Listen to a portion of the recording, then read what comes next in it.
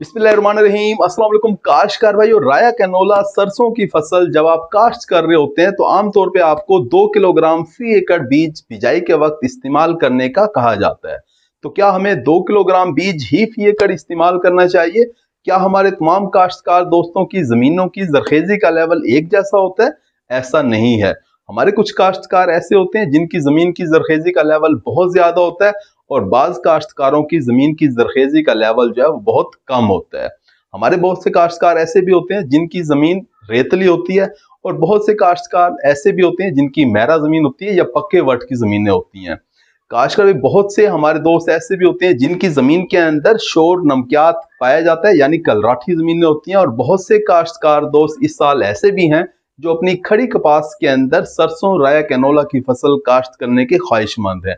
तो क्या हमारे तमाम दोस्तों को 2 किलोग्राम फी एकड़ बीज ही इस्तेमाल करना चाहिए या इससे कम ज्यादा कर लेना चाहिए? इसके बारे में आज हम बात कर रहे होंगे।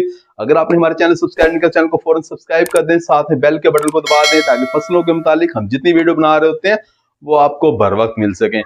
काश्तकार भाई, अगर आपकी जमीन जरखेज है, मैरा जमीन है, पक्के वट की जमीन है, वतर अच्छी टाइम तक महफूज रहता है, तो आपको चाहिए कि 1.5 किलोग्राम फी एकड़ बीज आप जो है वो काश्त करें।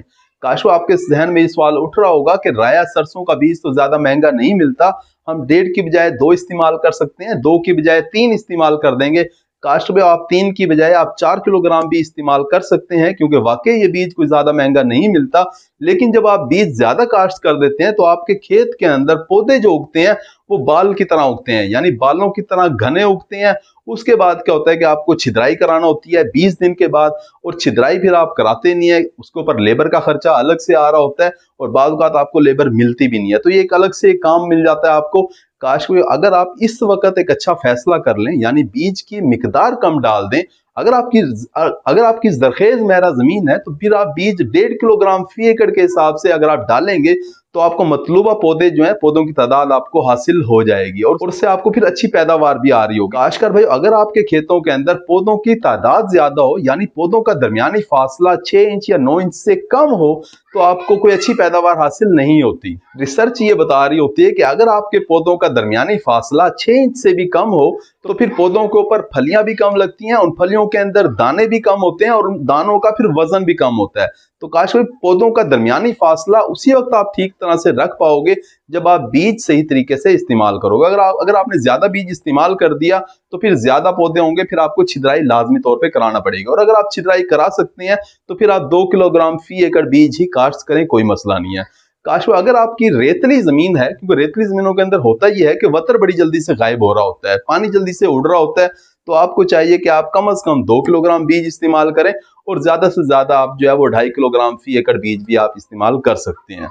काश कभी अगर आपकी जमीन के अंदर वतर कम है बिजाई के वक्त तो आपको लाजमी तौर पे 2.5 से 3 किलोग्राम फी एकड़ बीज इस्तेमाल करना चाहिए। काश कभी अगर आप खड़ी कपास के अंदर सरसों राया कैनोला की फसल काश्त करना चाह रहे हैं तो आपको 3 किलोग्राम फी एकड़ बीज इस्तेमाल करना होगा, इससे कम पे गुजारा नहीं होगा।